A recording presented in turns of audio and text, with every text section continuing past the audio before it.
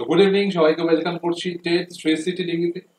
তো আজকে এই ভিডিওতে একটা গুরুত্বপূর্ণ চাকরির খবর দেবো, যেটা তোমরা উইদাউট এক্সপিরিয়েন্স, উইদাউট কোনো এক্সামিনেশন, শুধুমাত্র ইন্টারভিউ এর মাধ্যমে জয়েন করতে পারো।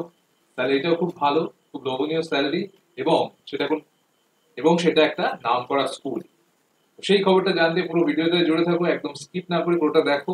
অবশ্যই তোমার বন্ধুদের সাথে শেয়ার করো, যারা তোমরা বিএড বা ডিএলএড করে বসে আছো।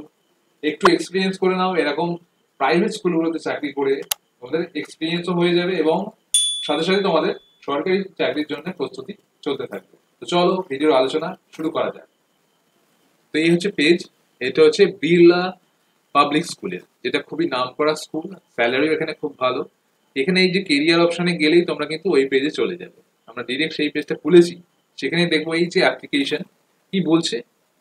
প্রথমে জেনে নিই, অ্যাপ্লাই করতে পারে পিজিটি, পিআরটি, প্রত্যেকে অ্যাপ্লাই করতে পারে। এছাড়াও অসংখ্য পদ কিন্তু আছে।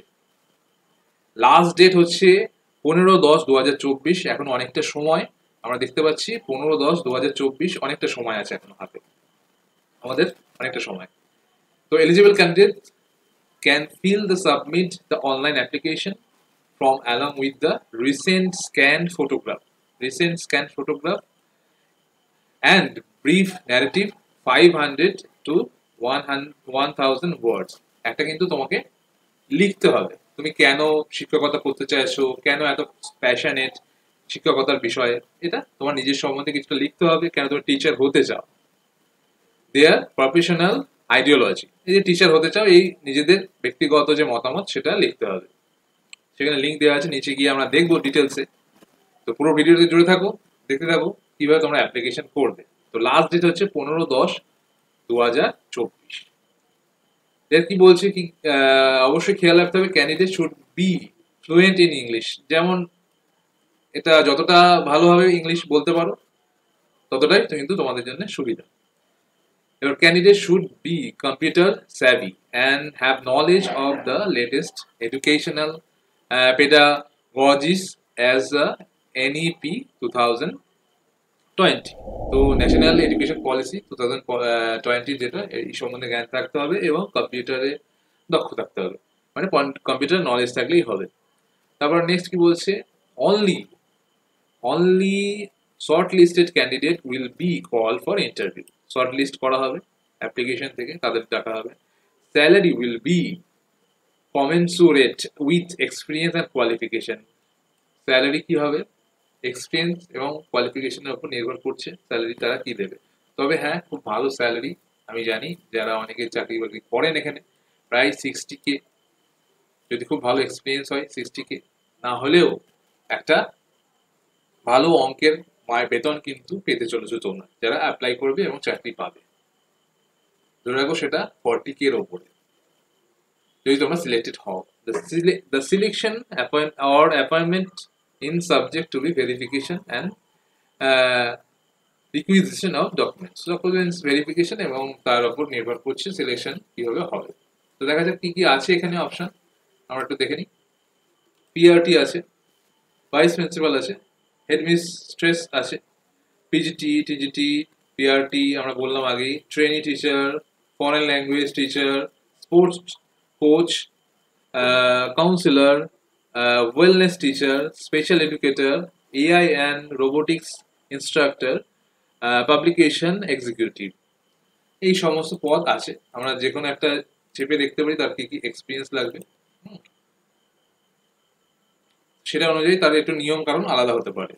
সাবজেক্ট আমরা যে কোনো একটা চুজ করতে পারি, ইংলিশ হোক, ফিজিক্স হোক, বা জিওগ্রাফি হোক, চুজ করলাম।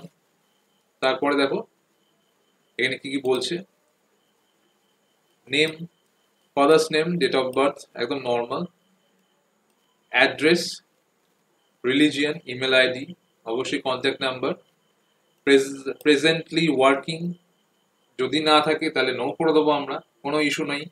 যদি আমরা কাজ করি সেটা লিখতে পারি, বা উইদাউট এক্সপিরিয়েন্সে কিন্তু এখানে অ্যাপ্লাই করা যায়। নোটিশ পিরিয়ড, যদি কোনো জায়গায় কাজ করো সেখানে তো নোটিশ পিরিয়ড অবশ্যই দিতে হবে, তো এমনিতেও চাকরি ছেড়ে চলে আসা যাবে না, সেইটা অবশ্যই উল্লেখ করতে হবে। হ্যাঁ, ম্যারিটাল স্টেটাস লিখতে হবে সেটা। এর বলছে কোয়ালিফিকেশন, একাডেমিক কোয়ালিফিকেশন, পিএইচডি থাকলে সেটা লিখতে হবে, MPhil, MEd, PG, PG, BEd, graduation, 12th, 10th এবং আদার্স কোনো কোয়ালিফিকেশন থাকলে সেটা মেনশন করতে হবে। এবার প্রফেশনাল ইনফরমেশন, এখানে কি বলছে যারা আর কি সিটেট কোয়ালিফাই এরকম কিছু কোনো বা কোনো ওয়েস্ট বেঙ্গল টেট কোয়ালিফাই বা এরকম কোনো টেট কোয়ালিফাই থাকলে তারা কিন্তু এখানে অবশ্যই সেটা মেনশন করতে পারে, বা এনি আদার্স, যে কোনো এখানে যেগুলো মেনশন সেগুলো ছাড়াও যদি এনি আদার্স ওয়েস্ট বেঙ্গল বোর্ডের টেট কোয়ালিফাই সেটাও কিন্তু মেনশন করা যাবে, আর না করলেও কোনো অসুবিধা নেই। কেউ হয়তো এটা করেনি, কেউ কোয়ালিফাই নয়, তাতেও কোনো অসুবিধা নেই। ইন্টারভিউ এবং ডেমো ক্লাস, অবশ্যই ডেমো ক্লাস করাতে হবে, ডেমো ক্লাস অবশ্যই করাতে হবে ইন্টারভিউতে। তাই এটা প্রায় 20 মিনিটের থেকে 30 মিনিটের একটা ডেমো ক্লাস দিতে হবে, তারপর কিন্তু নির্ভর করছে ডেমো ক্লাস অবশ্যই। তো এটা অবশ্যই খেয়াল রাখতে হবে, এটা না থাকলেও হবে, কোনো অসুবিধা নেই। তারপর কি বলছে, ডিটেলস অফ ওয়ার্ক এক্সপিরিয়েন্স থাকতে হবে এমন কোনো বাধ্যতামূলক নেই, থাকলে অবশ্যই মেনশন করলে ভালো হবে। ইন্টারভিউটা একটু বা একটু সিলেকশনের একটু বেটার অপরচুনিটি থাকবে। টোটাল ওয়ার্ক এক্সপিরিয়েন্স এখানে মেনশন করতে হবে। এবার যেটা বলছিলাম 500 to 1K ওয়ার্ডে শব্দে লিখতে হবে তোমাকে একটা, কেন তুমি তোমার আইডিওলজি লিখতে হবে, কেন তুমি টিচিং প্রফেশনে আসতে চাও, কেন তুমি এই প্রফেশনে আসতে চাও, কেন এই স্কুলটা তুমি নির্বাচন করলে, এই বিষয়টা তোমার একটু লিখতে হবে মোটামুটি 500 ওয়ার্ডের মধ্যে।